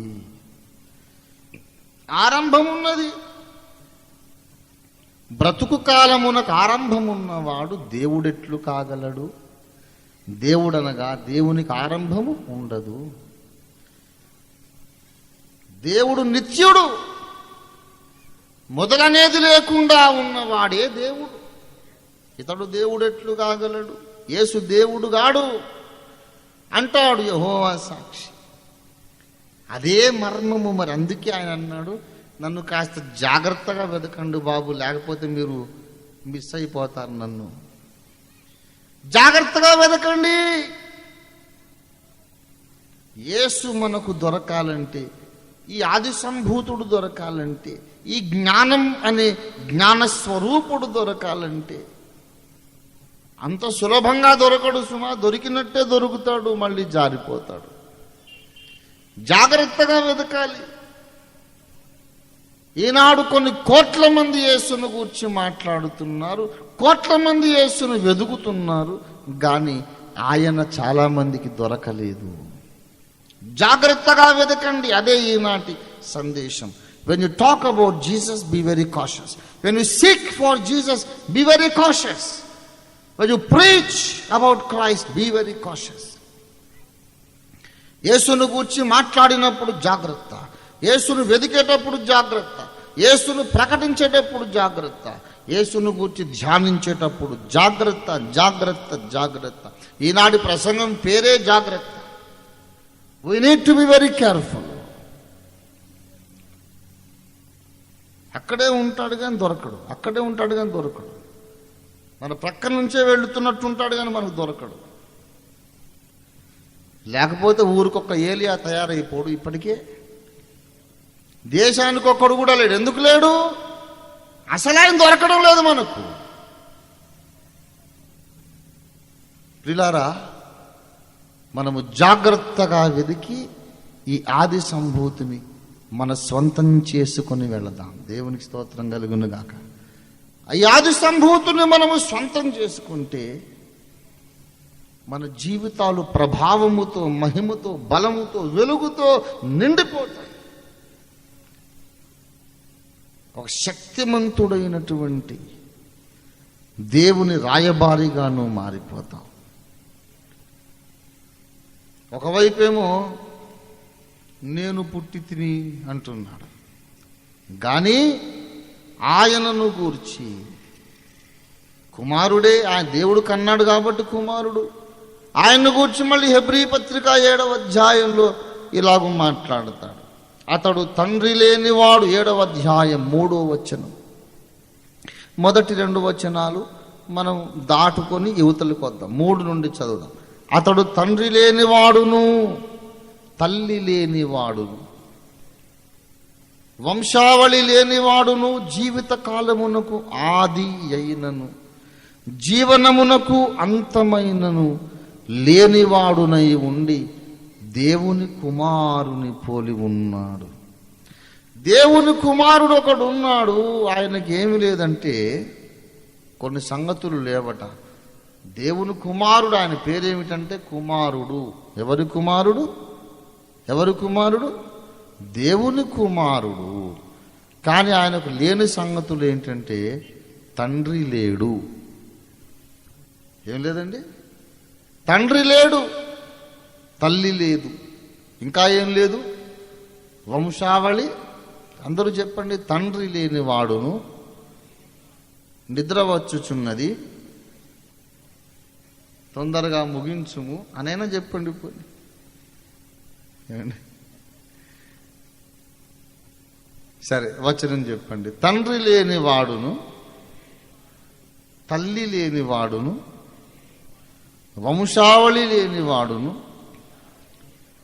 జీవిత కాలమునకు ఆది అయినను, జీవనమునకు అంతమైనను లేనివాడు. ఎన్ని లేవు లెక్క పెట్టారా? తండ్రి లేడు, తల్లి లేదు, వంశావళి లేదు, మొదలు లేదు, అంతం లేదు. 5 లేవు. ఏంటి? ఇన్ని లేనోడిని ఏమంటారట? దేవుని కుమారుడు. అండి, అదే విచిత్రం. మరి కుమారుడు అనగానే ఎవరు ఉండాలి? తండ్రి ఉండాలి. కానీ ఇతని పేరు కుమారుడు, కానీ ఏం లేదట? తండ్రి లేడు. కుమారుడే కానీ తండ్రి లేడు, తల్లి లేదు. అరే, తల్లి లేకుండా, తండ్రి లేకుండా కుమారుడు అనే మాటకు అర్థం ఏంటంటే అదంతే. మరి తండ్రి లేడు, తల్లి లేదు, కుమారుడు. ఆయన పేరు కుమారుడు. పోనీ జీవిత కాలానికి మొదలు లేదు, జీవితానికి అంతము లేదు, వంశావళి లేదు, తనంత తానే ఉన్నవాడు దేవుని కుమారుడు. అరే, పుట్టాడంటావు, పుట్టలేదంటావు, ఏంటి సార్ ఈ కన్ఫ్యూజన్? అందుకే అసలు మనకి మతంలోకి దిగనే వద్దు అంటాడు ఇంకొకడు. మరి ఇందుకే కదా మేము దిగకుండా ఇంతసేపు గట్టును కూర్చొని చూస్తున్నాం. ఈ మతంలోకి దిగినామంటే బుర్ర ఖరాబే. అన్నీ అందులోనే ఉంటాయి. అవునని అక్కడే, కాదని అక్కడే ఉంటుందండి. బుర్ర అంతా ఖరాబు. అందుకే మేము దిగకుండా చెరువు గట్టు మీద ఉండి చూస్తూ ఉన్నాం దిగేటోళ్ళు.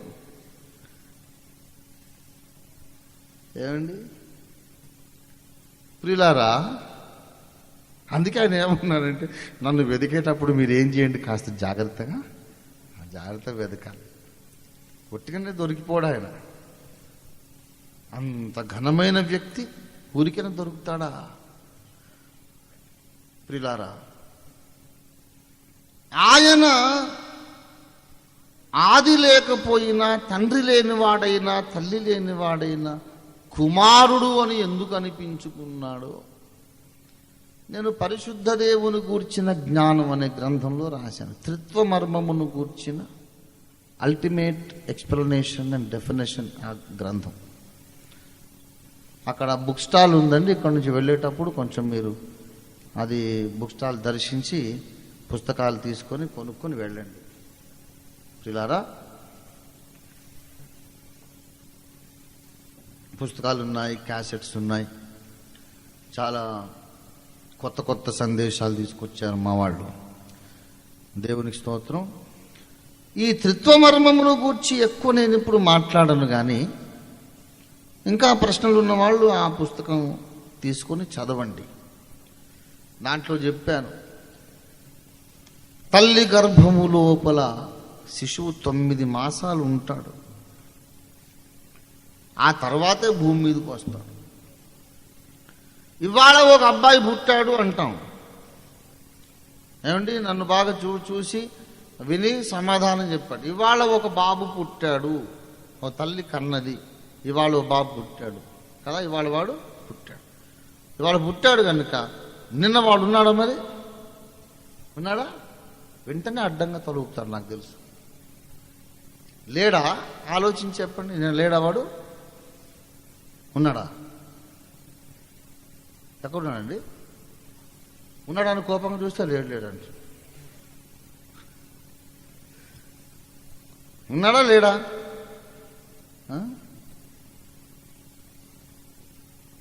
ఇవాళ ఒక అబ్బాయి పుట్టాడు, నిన్న వాడు ఉన్నాడా లేదా?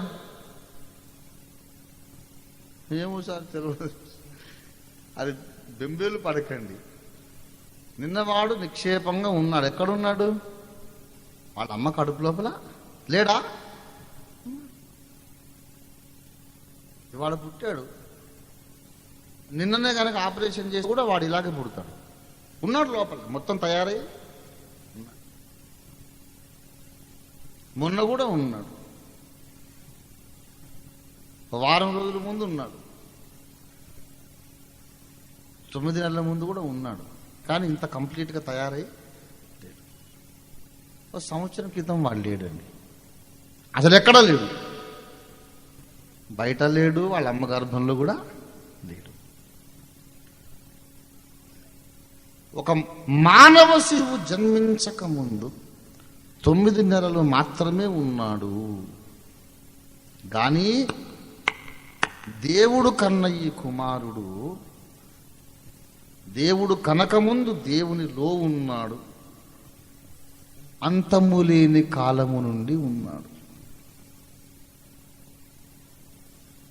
ఒక శిశువు తల్లి గర్భంలో 9 నెలలున్నది అని చెప్పొచ్చు, కానీ ఈ కుమారుడు బయటికి రాకముందు దేవునిలో ఎంతకాలం ఉన్నాడని చెప్పలేము. ఎంత వెనక్కి పోయినా ఉన్నాడు ఆయన. దేవుడు తన కుమారుణ్ణి కన్నాడు. ఆ కనక ముందు ఒక రోజు ముందు ఉన్నాడు, యుగాల ముందు ఉన్నాడు, కోట్ల యుగాల వెనక్కి పోయినా ఉన్నాడు. దేవుడు ఎప్పటి నుంచి ఉన్నాడు? అప్పటి నుండి కుమారుడు ఉన్నాడు. దేవుని ఉనికికి మొదలుందా? లేదు. కనుక ఆయనలో కుమారుడి ఉనికికి కూడా మొదలు లేదు. తండ్రి లేడు అంటే నీకున్నటువంటి తండ్రి, నాకున్నటువంటి తండ్రి నాకు లేడు. తండ్రి తల్లి కలిసి మనల్ని కనకపోతే మనం ఉండనే ఉండవు. కానీ ఆది సంభూతుడు అటువంటివాడు కాదు. కనకపోయినా ఉంటాడు. కన్నాడు కాబట్టి బయట ఉన్నాడు, కనకపోతే ఆయన లోపల ఉంటాడు, అక్కడే ఉంటాడు, ఎల్లకాలం ఉంటాడు. అంతము లేదు, ఆరంభము లేదు, మొదలు లేదు, అంతం లేదు. దేవుడు, దేవునిలో చిన్న అంశ. దేవుడున్నాడు, ఆ అంశ కూడా ఉంది. ఉండి ఉండి ఉండి ఉండి ఉండి ఉండి మొదలు లేదుగా, ఎప్పటి నుంచో ఉందంతే. ఒకనాడు దేవుడు నోరావలించాడు, జమ్మని నాదం బయటకు వచ్చింది, ఆ అంశ బయటకు వచ్చేసి. ఓకే, ఆయన పేరు నాద బ్రహ్మము అన్నా. దేవునికి స్తోత్రం కలుగునుగాక. నాదమై బయటకు వచ్చాడు కనుక ఆదియందు వాక్యము ఉండెను, ఆ వాక్యము దేవుడై ఉండెను. ఆ వాక్యము దేవుని నోట్లోంచి వచ్చిన జమ్మనే నాద బ్రహ్మము, ప్రణవము, ఆ యొక్క శబ్దము స్వరబ్రహ్మము అన్నాం, ఆ యొక్క వాక్యం అన్నాం. అదే ఆయన దేవుడై ఉండెను. ఆయన అడుగుదాం, ఆయన ఏమంటాడంటే యెహోవా నన్ను కని ఉన్నాడు, నేను పుట్టి ఉన్నాను అంటాడు ఈయన. యెహోవా దేవుడు ఏమన్నాడంటే నీవు నా కుమారుడవు, నేడు నేను నిన్ను కని ఉన్నాను. అక్కడికి వెళ్ళి ఇంటర్వ్యూ చేద్దాం. మనం పత్రిక విలేకరులు అయిపోయి నిత్యత్వంలోకి వెళ్ళిపోయి ఈ కన్నాయనను పుట్టిన ఇంటర్వ్యూ చేద్దాం. ఏమండి పుట్టిన ఆయన, మీరు ఇవాళ పుట్టారు కదా, మరి ఇంతకుముందు మీరు లేరా అంటే, ఎందుకు లేని పిచ్చోడా, నేను లేని కాలమే లేదు, ఎప్పుడు ఉన్నాను అంటాడు. ఎక్కడున్నావు అంటే, ఇప్పుడు ఆయనలో నుంచి వచ్చాను కదా, కనకముందు ఆయనలో ఉన్నాను. ఆహా, ఎంతకాలం ఉన్నావు? ఎల్లకాలం ఉన్నాను. ఆరంభము లేదు, ఆయనకు ఆరంభం లేదు, నాకు ఆరంభం లేదు. ఈ మర్మం అర్థం కాక చాలామంది యేసు దేవుడు కాడు అనుకుంటున్నారు. దేవునిలో ఒక భాగమై ఉండి యుక్త కాలముల యందు అవసరాన్ని బట్టి ఈ సృష్టి కళ్యాణము కొరకు, ఈ సృష్టి విమోచన కొరకు, ఈ సృష్టి సంక్షేమము కొరకు దేవునిలోని ఆ భాగం బయటికి వచ్చి మనకందరికీ కనబడుతున్నాడంతే. కానీ తండ్రి అయిన దేవునికి ఆది లేదు, అంతము లేదు. ఈ ఆది సంభూతునికి కూడా ఆది లేదు, అంతము లేదు. ఆయన అన్నిటికీ ఆది అయి ఉన్నాడు. ఆయనకంటూ ఒక మొదలు లేదు. దేవునికి స్తోత్రం కలిగింది కాక. ఇహ పరములలో ఎందు వెదకినా నీదు సమానులు లేరు ప్రభో.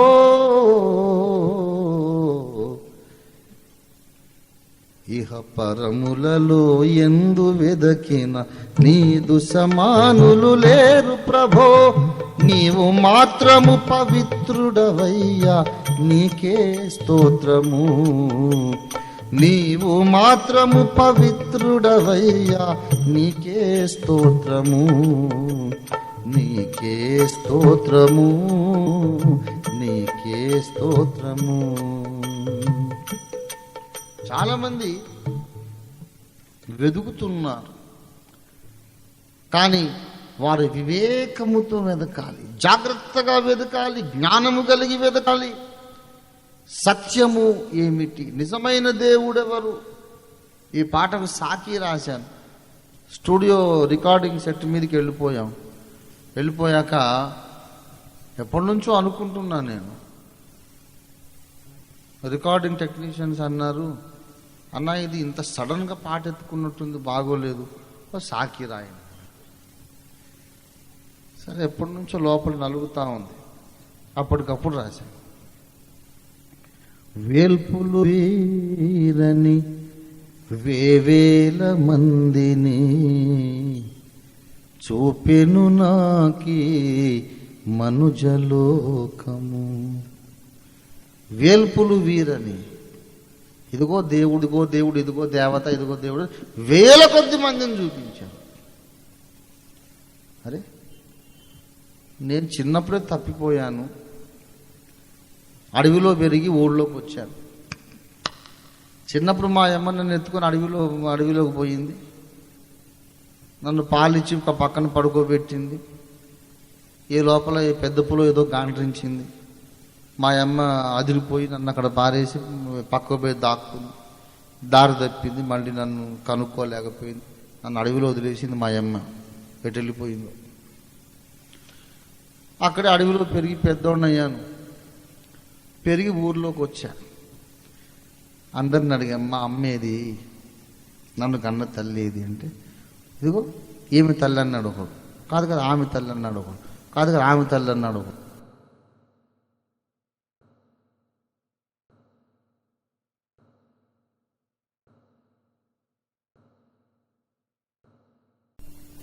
అలా కుదరదు కదా. నేను అనుకుంటా ఒక ఆమె మా అమ్మని, ఆమె రక్తం నా లోపలికి వస్తుందా? నన్ను మోసి కన్న తల్లి ఎవరు అంటే, ఎవరినైనా అనుకోవచ్చు, ఏం పర్లేదు. ఏ రూపంలో కొలిసినా తల్లి ఒకటి, ఏ పేరుని పిలిచినా తల్లి ఒకటి. ఒకతేనా? ఒకటేది? జవాబు లేదు లోకం నోట్లో. మానవ జాతి అంతా అట్లా తప్పిపోయి మళ్ళీ ఊర్లోకి వచ్చిన వ్యవహారం. మానవ జాతి ప్రారంభములోనే తప్పిపోయింది. అడవిలో ఎక్కడెక్కడో పెరిగి మళ్ళీ ఊర్లోకి వచ్చి నా దేవుడెవరు, మా అమ్మేదని నేను అడిగినట్టు నా దేవుడెవరు అని అడిగితే అదిగో దేవుడు అన్నాడు ఒకడు, ఇదిగో దేవుడు అన్నాడు, ఇదిగో దేవుడు అన్నాడు, ఇదిగో దేవుడు. 1 కోట్ల మంది జనాభా తయారైంది. మనుషుల జనాభా కంటే దేవుళ్ళ జనాభానే ఎక్కువైంది. నా దేవుడేడి, నన్ను కన్నవాడేడి?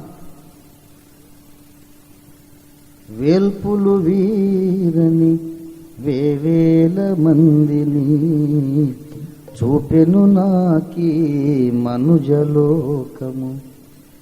పిపాసువునై మరి వివేకినైనే వెదకితి నిజ దైవమునుగాంచగా. వెదకితి నిజ దైవమునుగాంచగా. పిపాసువునై, పిపాసు అంటే దాహము కొన్నవాడు. పిపాస అంటే దాహం. దాహము కొన్నవాడని, దాహమేగా, దాహం అందరికీ ఉంది. దేవుడెవరో కనుక్కోవాలనే దాహం అందరికీ ఉంది. కానీ వివేకము కూడా ఉండాలి. 53వ కీర్తన 2వ వచనం చూడండి. వివేకము కలిగి దేవుని వెదకువారు కలరేమో అని దేవుడు ఆకాశము నుండి చూచి నరులను పరిశీలించెను. వివేకము కలిగి దేవుని వెదుకువారు కలరేమో. దేవుని వెదుకువారు కలరేమో అని చూడడం లేదు ఆయన. ఎందుకంటే దేవుని వెదికేవారు బోలెడు మంది ఉన్నారు. దేవుని వెదికేవారు అసంఖ్యాకంగా ఉన్నారు, లెక్కలేనంత మంది ఉన్నారు. అందరూ దేవుడు దేవుడు దేవుడు దేవుడు అంటున్నారు. దేవుడు కావాలి, అందరికీ కావాలి.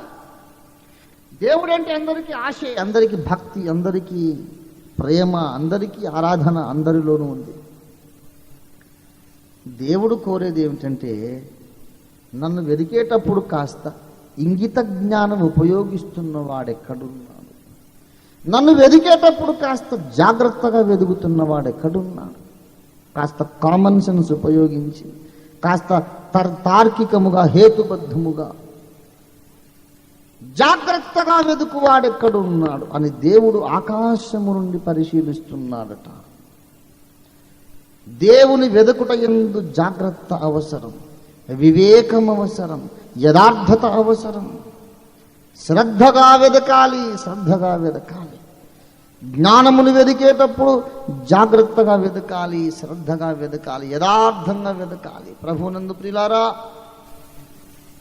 ఒకానొక మర్మ పురుషుడున్నాడు. ఆయన మనకు ప్రాణాధారం, ఆయనే మనకు జీవనాధారం, ఆయనే మనకు రక్షణాధారం, ఆయనే మనకు మోక్షప్రదాత. శ్రద్ధగా వెదకాలి, జ్ఞానముతో వెదకాలి, ఆయన కొరకు వెదకాలి. మత గ్రంథాలు చదవండి. రాష్ట్రీయ క్రైస్తవ పరిషత్ అనే ఒక సంస్థ స్థాపించా నేను. మా సంస్థ యొక్క ముఖ్యమైన నినాదం ఏంటంటే,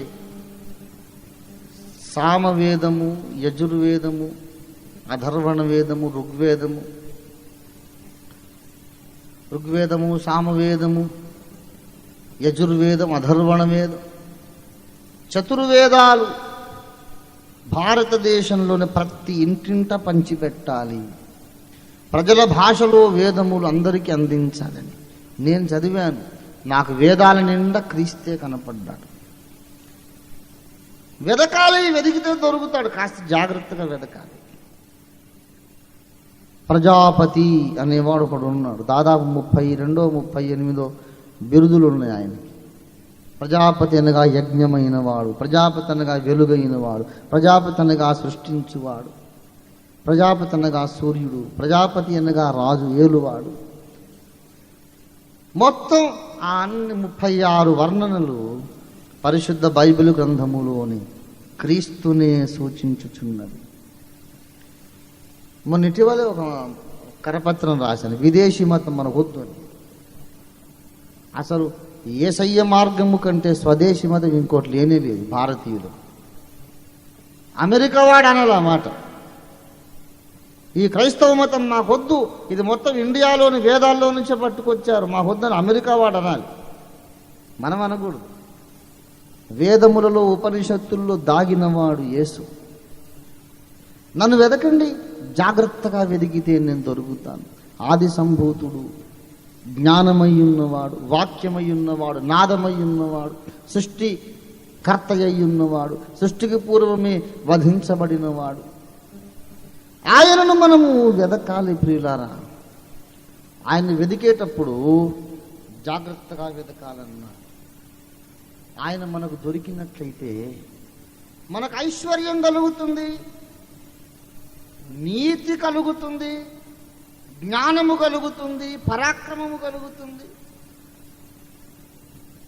మన బ్రతుకులలో ఏది అవసరమో ఆ సకల దీవెనలు కలుగుతుంది. సకలమైన ఆశీర్వాదాలకు ఆయనే ఊట, ఆయనే ఊట. సర్వాశీర్వాదములకు ఆయన కారణభూతుడు. 16వ కీర్తన చూడండి దయచేసి. 16వ కీర్తన 11వ వచనం. జీవ మార్గమును నీవు నాకు తెలియజేసేదవు, నీ సన్నిధిని సంపూర్ణ సంతోషము కలదు, నీ కుడి చేతిలో నిత్యము సుఖములు గలవు. ఈ రెండవ వ్యక్తిని గూర్చిన ప్రవచనం అది. ఈ ఆది సంభూతుడు దొరికితే ఆయన దగ్గర సంపూర్ణ సంతోషం ఉన్నదట. సకలమైన ఊటలు ఆయనలోనే ఉన్నవట. 87వ కీర్తన 7వ వచనం చూడండి. మా ఊటలన్నీ నీయందే ఉన్నవని వారందురు. ప్రభునందు ప్రియులారా, ఇంతసేపు నేను విన్నవించిన విషయం ఒకటి, దానికి అవతల పక్క చెబుతాను.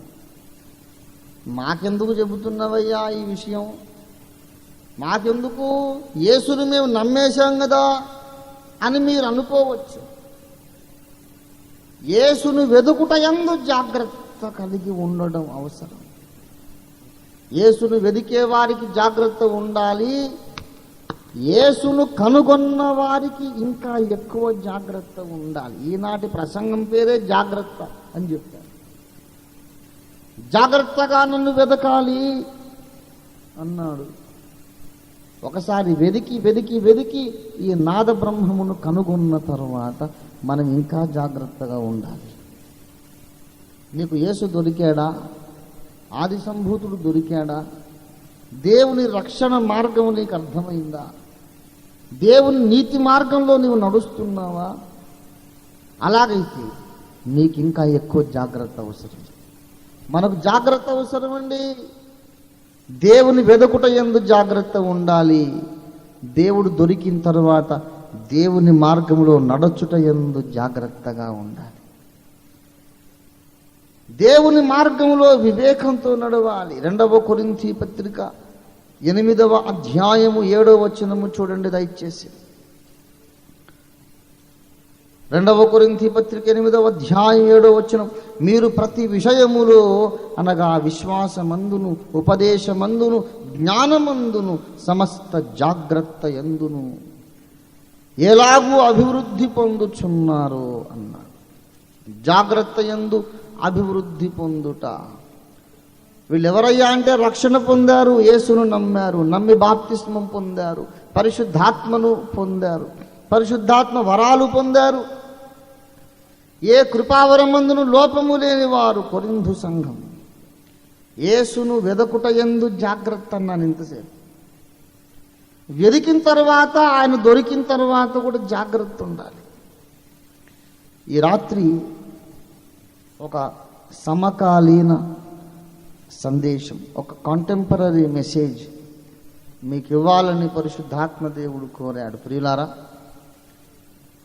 క్రైస్తవ జీవితములో జాగ్రత్త అవసరం. ఈ జాగ్రత్త 2 విధముల జాగ్రత్త. ఒకటేమో ఆత్మ సంబంధమైన విషయాలలో జాగ్రత్త కలిగి ఉండాలి. నీవు జాగరూకుడవై ఉండని ఎడల నేను దొంగవలె నీ మీదికి వచ్చేదనన్నాడు యేసయ్య. ప్రకటన గ్రంథము 3వ అధ్యాయము 3వ వచనం చూడండి. నీవు జాగరూకుడవై ఉండని ఎడల నేను దొంగవలె నీ మీదికి వచ్చేదను. జాగ్రత్తగా ఉండాలి. You have to be very cautious and careful and alert and awake. నిద్రపోవడానికి సమయం కాదు ఇది. ఏ వైపు నుండి సాతాను దాడి చేస్తున్నాడో, ఏ వైపు నుండి సాతాను నీ పరిశుద్ధతను పాడు చేయడానికి ప్రయత్నం చేస్తున్నాడో, ఏ రీతిగా నీ ప్రార్థన జీవితాన్ని కృంగదీయడానికి వాడు ప్రయత్నం చేస్తున్నాడో, ఏ రీతిగా నిన్ను వాడు ప్రభువుకు దూరం చేస్తున్నాడో, నిన్ను నీవు ఎల్లప్పుడూ పరిశీలించుకుంటూ కాపాడుకుంటూ జాగ్రత్తగా ఉండాలి. ఇది అవసరం, ఇది అవసరం. చాలామందికి జాగ్రత్త ఉండదు. జాగ్రత్త లేనివాడు అజాగ్రత్త పరుడు పరలోక రాజ్యాన్ని స్వతంత్రించుకోలేడు. అజాగ్రత్త పరుడు తన పరిశుద్ధత కాపాడుకోలేడు. అజాగ్రత్త పరుడు దేవుని యొక్క మార్గంలో నడువలేడు. కారణం ఏమిటంటే చుట్టూ అపవాది పన్నినటువంటి ఉచ్చులు ఉరులు ఎన్నెన్నో ఉన్నాయి, ఎన్నో వలలున్నాయి. ప్రభునందు ప్రియులారా, అపవాది మన చుట్టూరా అనేకమైన ఉచ్చులు ఉరులు పన్ని ఉన్నాడని మనం జ్ఞాపకం పెట్టుకోవాలి. హబక్కూకు ప్రవచన గ్రంథము 1వ అధ్యాయం, హబక్కూకు ప్రవచన గ్రంథము దయచేసి 15వ వచనము చూడండి. హబక్కూకు 1:15. హబక్కూకు 1:15. వాడు గాలము వేసి మానవులనందరిని గుచ్చి లాగి ఉన్నాడు, ఉరులు ఒగ్గి చిక్కించుకొనుచున్నాడు. వాడు తన వలలో వారిని కూర్చుకొని సంతోషపడి గంతులు వేయుచున్నాడు. ఒకడున్నాడండి, ఉరులు ఒడ్డి ఉచ్చులు పన్ని వలలు పన్ని మానవులందరినీ చిక్కించుకొని వాడు సంతోషపడి గంతులు వేయుచున్నాడట. దయచేసి 91వ కీర్తన 3వ వచనంలో కూడా వేటకాని ఉరి అనేది ఒకటి ఉంది. 90వ కీర్తన 3వ వచనంలో వేటకాని ఉరి. నీవు రక్షణ పొందిన రోజు మొదలుకొని ఈ వేటకాడు నీ వెంటే ఉంటాడు. నీవు నమ్మి బాప్తిస్మము పొంది రక్షణను స్వతంత్రించుకున్నది మొదలుకొని ఈ వేటకాడు నీ దారిలో ఉరులెన్నో పన్ని ఉంటాడు. నీకు తెలియకుండానే నీ చుట్టూ ఉచ్చులు బిగిస్తూ ఉంటాడు. నీ స్నేహితులను వాడుకొని, బంధువుల్ని వాడుకొని, కుటుంబ సభ్యుల్ని వాడుకొని నీ ప్రార్థన జీవితాన్ని పాడు చేసి నిన్ను రహస్య పాపములలోనికి దింపి నానా రీతులుగా నిన్ను ప్రభువుకు దూరం చేయాలని చూస్తాడు. ఈ విషయంలో జాగ్రత్త ఉండాలి. జాగ్రత్త నేర్చుకోవడానికి బైబిల్ గ్రంథములో భక్తుల యొక్క పతనమును గూర్చి రాశాడు. సౌలు ఒకప్పుడు దేవుని చేత ఎన్నుకొనబడిన వాడు, సౌలు రాజు. తరువాత యెహోవా అతన్ని ఎడబాసెను, కర్ణపిశాచి పాలైపోయాడు సౌలు రాజు. దేవుడు ప్రేమించి ఎన్నుకొని అభిషేకించిన తరువాత సౌలు ఎందుకు దయ్యాల పాలు కావాల్సి వచ్చింది? జాగ్రత్త మనము నేర్చుకోవాలి. దావీదు వంటి మహా మేధావి, జ్ఞాని, ప్రవక్త, దీర్ఘదర్శి, కవి, గాయకుడు, పరాక్రమశాలి, దావీదు వంటి ఆత్మపూర్ణుడు, ఆత్మాభిషిక్తుడు ఎందుకు తప్పు చేయాల్సి వచ్చింది? మనం జాగ్రత్త నేర్చుకోవడానికి ఇవన్నీ పాఠాలు. దేవుని బిడ్డలారా, ఆత్మ సంబంధమైన జాగ్రత్త మనకు అవసరం. ప్రియ యేసు నిర్మించితివి, ప్రియమారణ హృదయం ముదమార వసించున హృదయాంతరంగున ఆజాగరూపుడనైతి నిజాశ్రయమును విడచి, ఆజాగరూపుడనైతి నిజాశ్రయమును విడచి, కరుణారసముతో నాకై కనిపెట్టితివి తండ్రి, కరుణారసముతో నాకై కనిపెట్టితివి తండ్రి, ప్రియ యేసు నిర్మించితివి, ప్రియమారణ హృదయం. ఒక భక్తుడు వేదనతో పాడుతున్నాడు, దేవా నేను ఒక తప్పు చేశాను, అజాగరూకుడనైతిని నిజాశ్రయమును విడచి. యేసయ్య కౌగిట్లో దాక్కొని ఒదిగిపోయి ఉంటే ఎంత క్షేమం. నా ఆశ్రయదుర్గమైన నిన్ను విడిచి నీ కౌగిట్లో నుండి నేనే బయటకు వచ్చేసి ఊళ్ళోకి వెళ్ళి ఎక్కడెక్కడో తిరిగి నీకు దూరముగా సంచరించి అజాగరూకుడనైతిని. అనేక మంది విశ్వాసులు ఇలాగ అజాగ్రత్త పరులు ఉన్నారు. కొన్నిసార్లు ఎందుకో దేవుడు అడిగిస్తాడేమో తెలియదు. కొంతమందిని కనబడగానే అడుగుతాను, బాబు ఇవాళ బైబిల్ చదువుకున్నావా, ప్రార్థన చేసుకున్నావా అంటే తడబడతా. లేదన్నా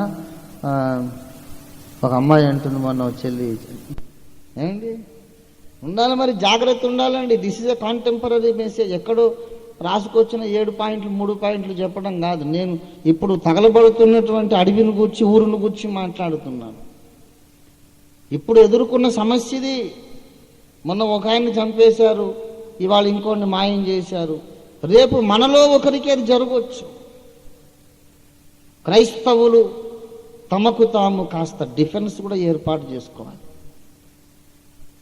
ఎస్ ఐ మీన్ ఎప్పుడు ప్రార్థన చేయడమే కాదు. దమస్కీయుల పట్టణం అరేతాను రాజు చుట్టూ కావలి పెట్టాట. పట్టణాన్ని భద్రం చేశాడంట. సైన్యమే చుట్టూ దింపాడు పౌలును పట్టుకోవాలని. పౌలు ఏం చేశాడండి? మోకరించి ప్రార్థన చేసి, ప్రభువా ఆ రాజును యేసునామములో బంధిస్తున్నాను, ఈ సైన్యం అంతా యేసునామములో బంధిస్తున్నాను, వీళ్ళ కళ్ళు పోవాలి, వీళ్ళకి కనబడకుండా పోవాలి, అందరు వెళ్ళిపోవాలి యేసునామములో అని ప్రార్థన చేయలేదు. వాడు కళ్ళు పోవద్దు, కాళ్ళు పోవద్దు, అక్కడే ఉండని, ఏదైనా సీక్రెట్గా దారి ఉంటే చూడ తప్పించుకొని పోదాం అనుకున్నాడు, వెళ్ళిపోయాడు. ప్రతి విషయములోనూ నన్ను పోలి నడుచుకోమన్నాడు లేదా పౌలు? అసలు ఏది నడుచుకోమండి పౌలులాగా? పౌలు అన్య భాషలు మాట్లాడాడు, మనకు అన్య భాషలు వద్దు. మీరు విశ్వసించినప్పుడు పరిశుద్ధాత్మను పొందితిరా అని అడిగాడు పౌలు, మనకు ఆ ప్రశ్న వద్దు. ఎఫెసులో ఉన్నవారు శిష్యులే కానీ వాళ్ళకి సరిగా మారు మనసు లేకుండా బాప్తిస్మాలు పొందారు. వాళ్ళకి మళ్ళా బాప్తిస్మాలు ఇచ్చాడు పౌలు. మనకొద్దు పౌలు యొక్క చర్యలు వద్దు, పౌలు యొక్క సిద్ధాంతం వద్దు. కనీసం పౌలు దాక్కున్న గంప కూడా మనకొద్దా? మరి ఎట్లా క్రైస్తవులం, ఏ విధంగా దేవుని కొరకు సామ్రాజ్యాన్ని కట్టగలం? ప్రభునందు ప్రియులారా, మెళుకువ కలిగి ఉండండి, జాగ్రత్త కలిగి ఉండండి. దేవుని వెదుకుట యందు జాగ్రత్త ఉండాలి. దేవుడు దొరికిన తరువాత మన బ్రతుకులో జాగ్రత్త కలిగి ఉండాలి. ఆత్మీయంగా మనం పాడైపోకుండా జాగ్రత్త పడాలి. శారీరకంగా మనకు ప్రమాదాలు రాకుండా జాగ్రత్త కలిగి ఉండాలి. రాత్రిపూట అనవసరంగా మోటార్ సైకిళ్ళ మీద జరగకండి. తిరిగినా 5-6 మోటార్ సైకిళ్ళు కలిసిపోండి, తగు మాత్రం స్పీడ్లో పోండి. ఒక తమ్ముడు ఉండేవాడు, ఓవర్గా ర్యాష్గా పోయేవాడు, చాలా మంచి సేవకుడు, నా శిష్యుడు, నాకు ఆప్తుడు, నాకు ప్రియుడు. తమ్ముడు ఇంత స్పీడ్ వెళ్ళకయ్యా అని ఎన్నోసార్లు నేను చెప్పాను, అతను ఎరిగిన వాళ్ళందరూ చెప్పారు. చాలా మంచి సేవకుడు. ఒకరోజు రోడ్డు మీద వెళుతున్నాడు, అర్ధరాత్రి పూట ఇట్లాగే వాక్యం చెప్పి రోడ్డు మీద వెళుతున్నాడు. హైవే మీద డ్రైవింగ్, మోటార్ బైక్. ముందుగా ఒక హైటెక్ బస్సు ఏదో వెళ్తూ ఉంది. అదే వెళుతుంది 100 కిలోమీటర్ల స్పీడ్లో. దాన్ని ఓవర్టేక్ చేయాలి ఇప్పుడు ఈయన 120-130 స్పీడ్లో. బస్సు 4 చక్రాలు భూమి మీద అని మంచి గ్రిప్ ఉంటుంది. ఇదేమో 2 చక్రాలు, అంత గ్రిప్ ఉండదు, బ్యాలెన్స్ ఉండదు. దాన్ని కూడా స్పీడ్గా ఓవర్టేక్ చేయబోయేసరికి బస్సు ముందు ఉన్నటువంటి బంపరు ఆ రేకుకు ఈ మోటార్ బైక్ హ్యాండిల్ పై ఇరుక్కుంది. చక్రం కింద పడ్డాడు, తునాతునకలైపోయి చచ్చిపోయాడు. అన్యాయంగా ఒక మంచి సేవకుడు చచ్చిపోయాడు. పెద్దలందరూ అంత ర్యాష్గా వెళ్ళకయ్యా, అంత ఆ స్పీడ్ డ్రైవింగ్ మంచిది కాదంటే నవ్వేవాడు. నా సంగతి మీకేం తెలుసు? ఇప్పుడు తెలిసిందా? దైవ సేవకులు డ్రైవింగ్ జాగ్రత్త. దైవ సేవకులు ఓవర్గా ర్యాష్గా పోకండి. క్రైస్తవులు ఎవరైనా పోవద్దు, జాగ్రత్తగా వెళ్ళండి. ఇప్పుడు బోధ చేయాల్సి వచ్చింది. నువ్వు కదిలితే మెదిలితే పరిశుద్ధాత్మ నడిపింపు ప్రకారం కదలాలి. దేవుని స్తోత్రం కలుగును గాక. మొన్న నేను నిజామాబాద్కి వెళ్ళాలి. ఉదయం 9:30కు జూబ్లీ స్టేషన్ నుండి గరుడా బస్సు, జూబ్లీ స్టేషన్ నుండి గరుడా ఏసీ కోచ్ వెళుతుంది నిజామాబాద్. మామూలు బస్సులు 4 గంటలు పోతాయి. ఈ గరుడా బస్సు 2.5 గంటలే. రయ్యమని విమానం మీద పోయినట్టు ఉంటుంది. ఏసీ కూల లోపల చక్కటి ఏసీ, అసలు కదిలినట్టే ఉండదు, ప్రయాణం చేసినట్టే ఉండదు. ఎంజాయ్ చేస్తున్నాం. ఎప్పుడు అదే బస్సులో వెళ్తుంటాం. ఆ రోజు ఉదయం 5:30కు లేచాను, ప్రార్థన చేసుకున్నా, సిద్ధపడ్డాను. 9:30కు బస్సు. దేవుణ్ణి అడుగుతున్నా, దేవుడు వెళ్ళనివ్వట్లే. నువ్వు వెళ్ళొద్దు, ఈ బస్సు వద్దు అనిపిస్తుంది. ఎత్తవు తండ్రి అని అలాగే బస్సు మిస్ చేసుకుని తర్వాత 12 గంటల బస్సు ఎక్కి కామారెడ్డి ఒక 100 కిలోమీటర్లు పోయేసరికి ఈ బస్సు ఇంకో ఎర్ర బస్సు హెడ్ ఆన్ కొలిజన్ భయంకరంగా గుద్దుకున్నాయి. 2 డ్రైవర్లు ఆన్ ద స్పాట్ చచ్చిపోయారు. భయంకరమైన యాక్సిడెంట్. నేను అందులో ఉండాల్సిన వాడిని. ప్రతి కదలికలో మనం జాగ్రత్తగా ఉండాలి. ఆరోగ్యం జాగ్రత్త, ప్రయాణాలు జాగ్రత్త.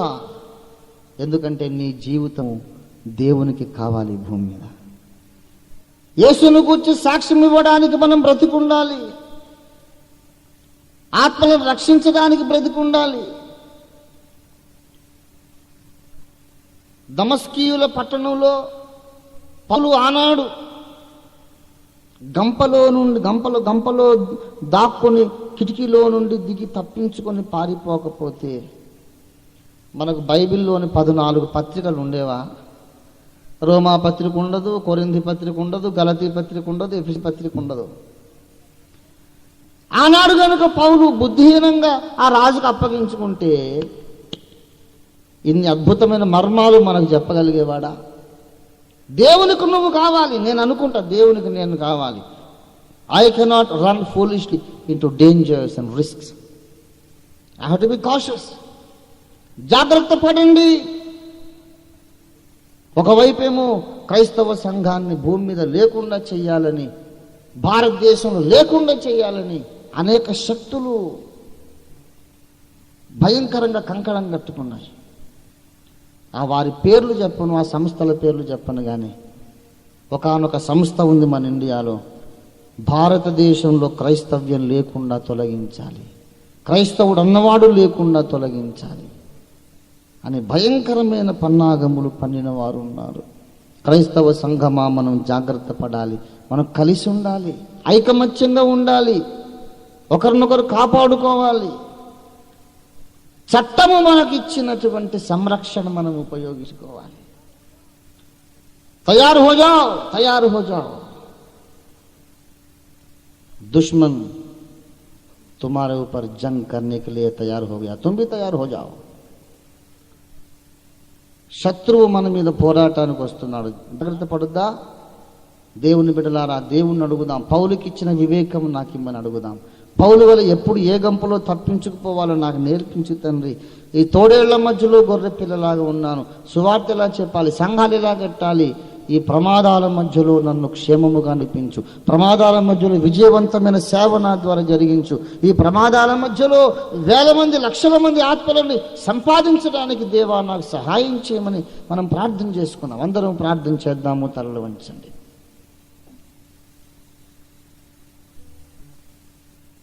సంఘమా,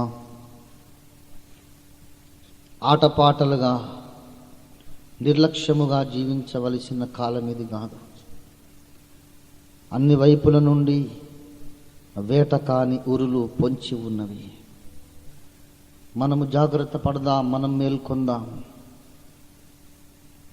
మనల్ని మనం భద్రపరచుకోవాలి. దుష్టునికి మనం దొరకకూడదు, శత్రువులకు మనం దొరకకూడదు. మనల్ని మనం కాపాడుకుంటూ అనేకులు రక్షణలోకి నడిపించాలి. మనల్ని మనం కాపాడుకుంటూ అనేకులను సత్యములోనికి నడిపించాలి. ఈ మొదటి రాత్రి జాగ్రత్త పడండి అని ప్రభు మనకు పిలుపునిచ్చాడు. ప్రభువుని అడుగుదాం, ప్రభువా జాగ్రత్త పడుటకు కావలసిన జ్ఞానం నాకు దయచేయి, నాలో జాగ్రత్తను పుట్టించు ప్రభువా అని అడుగుదాం. ప్రేమ కలిగిన మా మహాపరిశుద్ధ తండ్రి, మారుచున్న సమాజములో ప్రమాదభరితమైన ప్రపంచంలో మేము జీవిస్తూ ఉండగా మాకు కావలసిన హెచ్చరికను మీరు ఇచ్చినందుకై నీకు వందనాలు చెల్లిస్తున్నాం. మా కళ్ళ ముందే ఘోరాలు జరిగిపోతున్నాయి. ఇంకనూ మేము హెచ్చరిక పొందకపోతే అయ్యో మాకన్న దౌర్భాగ్యులు ఉండరు. ప్రభువా, మమ్మను కరుణించండి. ప్రభువా, మేము తెలివి కలిగి, వివేకము కలిగి, జాగ్రత్త కలిగి మా శత్రువులకు అందకుండా ప్రభువా పౌలు మాకు చూపిన మాదిరిని అనుసరించి అన్ని విధములుగా మేము జాగ్రత్త పడి క్షేమముగా రక్షణ యాత్రలో నడుచుటకు సహాయం చేయండి. క్షేమముగా జీవ మార్గములో నడుచుటకు సహాయం చేయండి. క్షేమముగా నడిచి విజయవంతముగా సేవ జరిగించడానికి సహాయం చేయండి. ప్రేమ కలిగిన మా తండ్రి, చేరవచ్చిన ప్రజలందరితో ఇంకనూ మీరు మాట్లాడటం కొనసాగించండి. ఈ రాత్రి వేళ తిరిగి మా విశ్రాంతి స్థలాలకు మేము వెళ్ళుచుండగా మాకు మీరు తోడుగా ఉండమని, క్షేమముగా నడిపించమని, ఇంకా మిగిలిపోయిన 2 రాత్రులు ఇంకా మీరు మాతో మాట్లాడి మమ్మల్ని వెలిగించమని, మమ్మల్ని మండించమని, నీ వాక్కు పంపించమని, సభల్లో ప్రభు ఆఖరి సభ వరకు, ఆఖరి సభ ఆశీర్వాద ప్రార్థన వరకు ఈ సభా ప్రాంగణంతో కూడా మీ సన్నిధి దేవదూతలను ప్రభు, అగ్నిరథములు, అగ్నిగుర్రములను, అగ్నితో చేయబడిన దేవదూతలను ప్రభు మీరు కావలిగా ఉంచమని, మీ దాసులందరి చుట్టూ మీ యొక్క అగ్ని ప్రాకారమును వేయమని, మరలా రేపు సాయంకాలం ముందు ఇలా కూడుకొని మీ ముఖము చూచి వరకును మీరు మాకు తోడుగా ఉండి మా భక్తిని, మా పరిశుద్ధతను, మా విశ్వాసమును కాపాడమని, మా శరీరమును, ఆత్మను, ప్రాణమును కాపాడమని యేసు నామమున వేడుచున్నాము తండ్రి. మన తండ్రి అయిన దేవుని ప్రేమ, మన రక్షకుడి యేసునాథుని నిత్య కృప, పరిశుద్ధాత్మ దేవుని తోడి దివ్య మనోహర సహాసం చేరువచ్చిన మనకందరకును భూలోకమందున సకల భక్త కోటికిని ఇప్పుడు ఎల్లప్పుడూ సదాకాలము తోడై ఉండును గాక. ఆమేన్. యేసు రక్తమునకే జయ. ప్రవేశనామమునకు సంపూర్ణ